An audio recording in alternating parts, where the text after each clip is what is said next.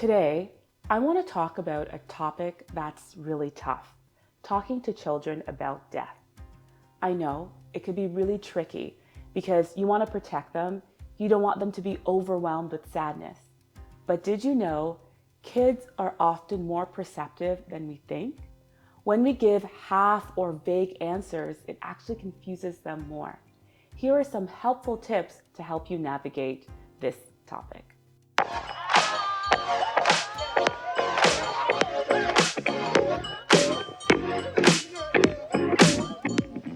The first thing I'll share is be honest and clear.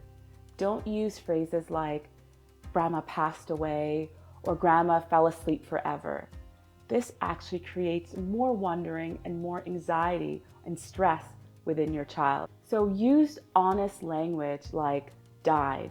This helps it to be clear, and then you can start explaining what happened.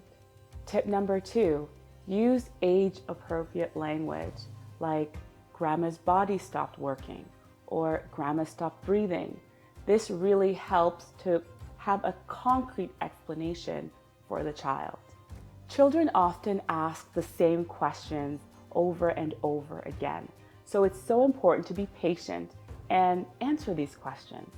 One common question we might get is, where is grandma? Where's that person that passed away? So important to be frank, to be honest, like we can't see grandma anymore, or we can remember the fun times that we had and we shared. Focusing on the memories really helps to process what's the feeling. Another common question is, will I die?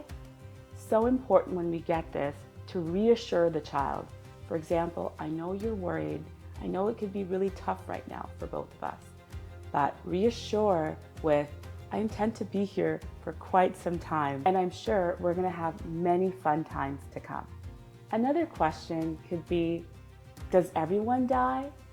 So important to be truthful. You can say, yes, eventually everyone does die, but most people tend to grow till they're very old. Another question is, can I die so I can be with grandma? Again, so important to remember that this question is coming from a place of missing the individual.